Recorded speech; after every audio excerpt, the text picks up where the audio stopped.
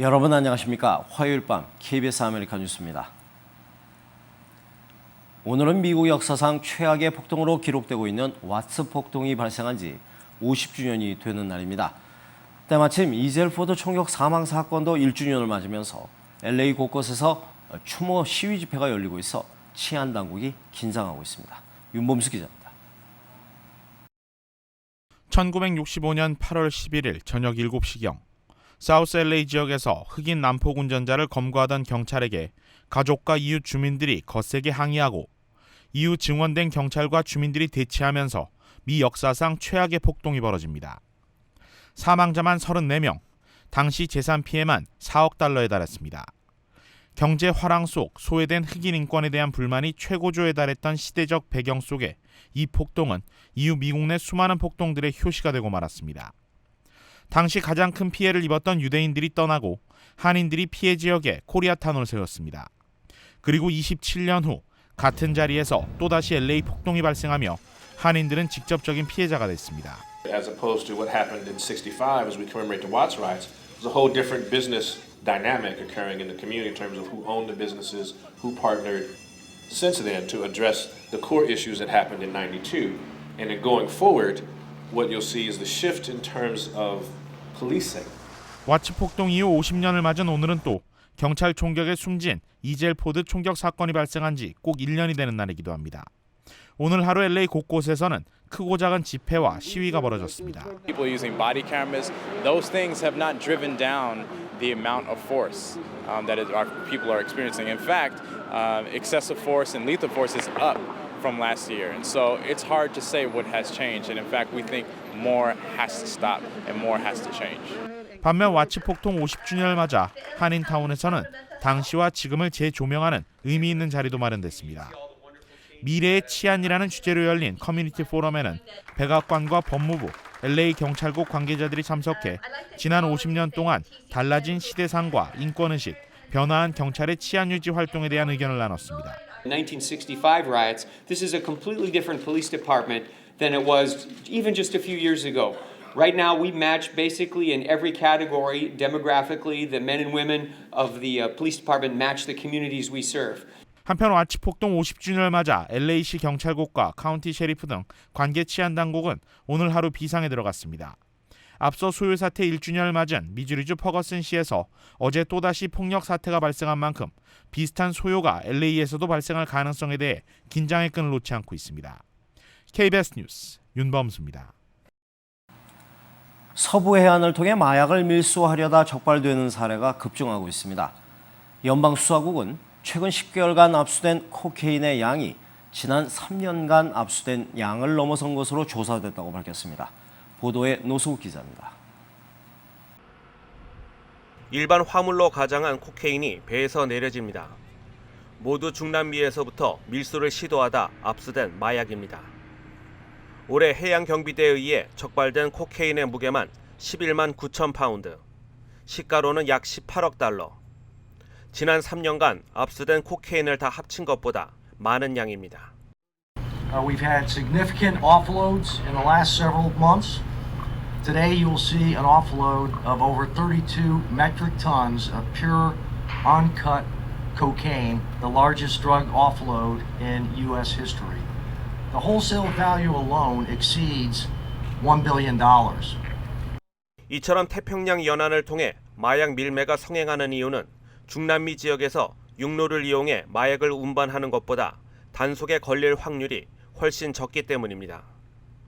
여기에 2년 전 해양경비대 운영비 삭감으로 인한 순찰 횟수 감소가 원인으로 지적됐습니다. 현재 해양경비대의 운영비는 의회 결정에 의해 예전 수준으로 돌아온 상태입니다. But what's happened in Guatemala, El Salvador, and Honduras, these countries are safe havens for drug trafficking organizations to operate. And what fuels their economy is this illicit contraband that will be offloaded today. This is depriving them the means to operate, the means to undermine regional stability. 해양 당국은 올해 들어 215명의 마약 밀수 용의자를 체포했다고 밝혔습니다.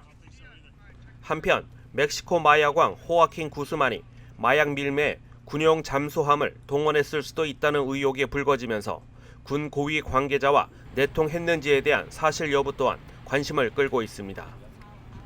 KBS 뉴스 노승욱입니다. 거대한 모래폭풍이 애리조나주 피닉스를 덮쳤습니다. 그 밖에 세계 소식 박은비 기자가 정리했습니다. 거대한 모래폭풍이 애리조나주 피닉스를 덮쳤습니다. 시계는 제로, 한 치 앞도 보이질 않고 시속 60마일의 강한 바람에 수천 가구의 전기 공급이 끊겼습니다. 하부브라고 불리는 이 모래폭풍의 남서부에서 요즘 같은 우기 때 자주 발생하고 있습니다. 지난해 7월 우크라이나에서 추락한 말레이시아 여객기 추락 지점에서 러시아 미사일로 추정되는 파편들이 발견됐습니다. 이 파편과 사고와의 인과관계는 아직 밝혀지지 않았지만 배후를 밝히는 데 도움이 될 것이라고 공동조사팀이 밝혔습니다. 일본 와카야마현의 명물 고양이 역장 다마의 후임으로 부하였던 니타마가 임명됐습니다. 니타마는 무인역인 기시역의 마스코트였던 다마가 지난 6월에 죽자 후임으로 임명된 건데요. 인근 이다키소역의 역장이기도 했던 니타마. 벌써 관광객의 카메라에 당당한 모습을 보였다고 합니다. KBS 뉴스 박은비입니다.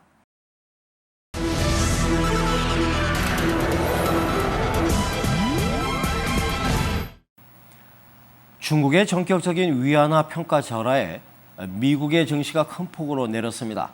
중국 경제 둔화 우려에 국제유가는 6년 만에 최저치로 하락했습니다. 뉴욕 박태서 특파원입니다. 오늘 뉴욕 증시 다우지수는 212포인트 하락했습니다. 나스닥도 65포인트 떨어지는 등 미 증시 3대 지수가 모두 1% 이상 추락했습니다. 금리 인상이 지연될 수도 있다는 기대감에 어제 1% 이상 올랐는데 그걸 오늘 고스란히 다 내줬습니다. 미 증시 하락은 어제 중국 인민은행의 위안화 평가 절하 때문입니다. 중국의 수출 비중이 높은 미국 기업들의 주가가 특히 많이 떨어졌습니다. 유럽 증시도 맥을 못 췄습니다. 영국이 1.1% 내린 것을 비롯해 독일 2.7, 프랑스는 1.9% 떨어졌습니다. I think overall the economy is slowing down. We've seen that over the last year. It's not new news. But today's activities clearly sent a ripple effect across the world. 위안화 평가 절하는 유가에도 직격탄을 날렸습니다. 중국의 원유 수요가 부진할 거란 전망으로 이어지면서 국제 유가는 곤두박질을 쳤습니다. 서부 텍사스 원유가 전날보다 4% 이상 떨어진 배럴당 43.08달러로 거래를 마쳤습니다. 종가 기준 2009년 2월 이후 최저치입니다. 한편 미 재무부는 중국 당국의 이번 위안화 평가 절하에 대해 중국이 시장 환율로 한 발 더 다가선 것으로 평가한다고 밝혔습니다. 뉴욕에서 KBS 뉴스 박태서입니다. 그리스와 국제채권단의 3차 구제금융 실무 협상이 사실상 타결됐습니다. 이 소식에 그리스 증시는 2% 가까이 상승하기도 했습니다. 파리 박진현 특파원입니다. 3년 동안 그리스에 지원되는 금액은 850억 유로, 우리 돈으로 110조 원가량 됩니다. 한때 독일에서 협상의 스피드보다는 그 내용이 중요하다고 밝혀 협상이 쉽지 않다는 전망이 나오기도 했습니다. 그러나 어제 오후부터 그 기류가 완전히 바뀌면서 차칼 로토스 그리스 재무장관은 협상 타결이 임박했음을 시사했습니다. Είμαστε πάρα πολύ κοντά, μία-δύο πολύ μικρές λεπτομέρειες. 그리스와 국제채권단은 국채이자 지급을 제외한 재정 수지인 기초재정 수지는 내년부터 흑자로 전환하고 오는 2018년부터 국내 총생산의 3.5%를 달성하기로 했습니다. 뿐만 아니라 사회복지 체제 개편과 도서지역 세제 혜택 폐지 등 35건의 사전 조치도 합의했습니다. 당장 구제금융 실무 협상의 타결 소식에 그리스 증시는 2%포인트까지 상승하기도 했습니다.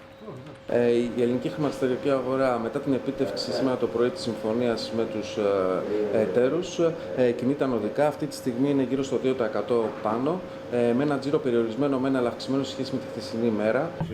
그리스는 우선 첫 분할금 250억 유로로 오는 20일 유럽 중앙은행에 32억 유로 등 국제채권단의 부채를 상환한다는 계획입니다.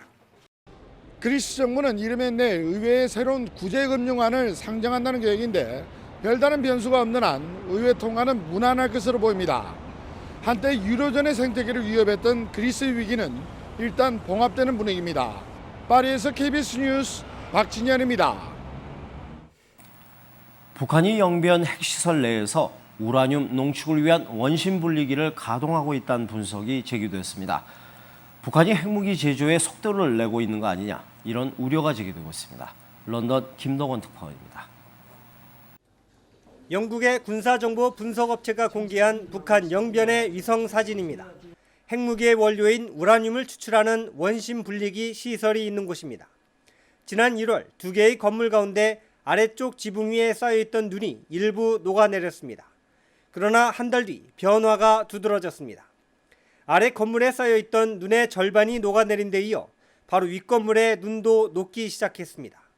또 서쪽과 북쪽에 인접한 다른 건물의 눈도 녹아내린 모습이 확인했습니다.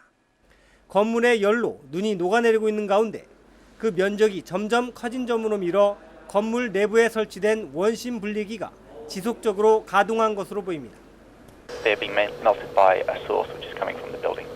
It suggests that the machinery in the centrifuge hall is now operational. 즉 북한이 지난 1월과 2월 핵무기의 원료인 농축 우라늄 제조에 속도를 내고 있는 것 아니냐는 분석입니다. 앞서 미국의 과학국제안보연구소는 올해 1월과 4월의 위성 사진을 분석해 북한이 영변 핵시설 내 원심 분리기를 재가동하고 보수 작업도 준비하고 있을 것으로 추정한 바 있습니다. 런던에서 KBS 뉴스 김덕원입니다. 세계 최고 인터넷 기업 구글의 최고 경영자에 인도 출신 순다루 피차이가 새로 임명됐습니다. 지난해 마이크로소프트 역시 인도 출신이 최고 경영자가 됐는데요. 미국 IT 업계에서 인도 출신들의 활약이 눈부십니다. 워싱턴 김성진 특파원입니다. 신임 구글 CEO 순다루 피차이는 올해 43살.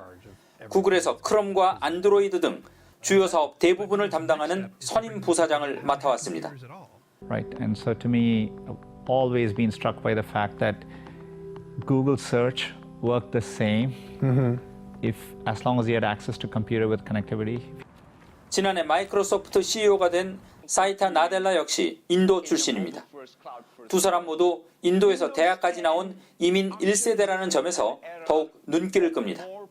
썬 마이크로 시스템스 공동 창업자 비노드 코슬라, 샨타누 나라옌 어도비 시스템스 CEO 등 미국 IT 업계에서 인도의 힘은 막강합니다.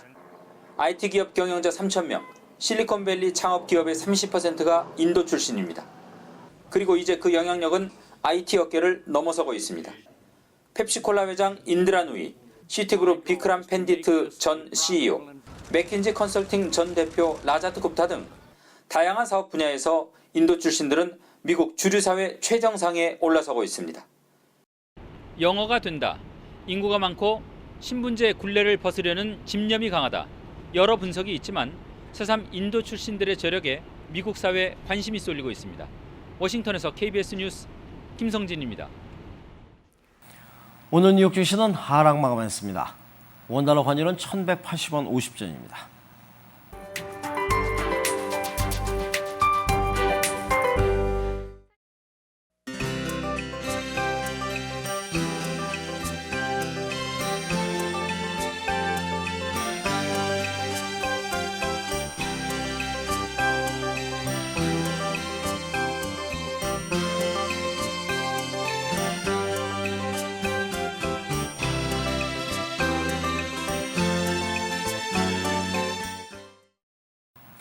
화요일 밤 KBS 아메리칸 뉴스를 마칩니다. 시청해주신 여러분 고맙습니다.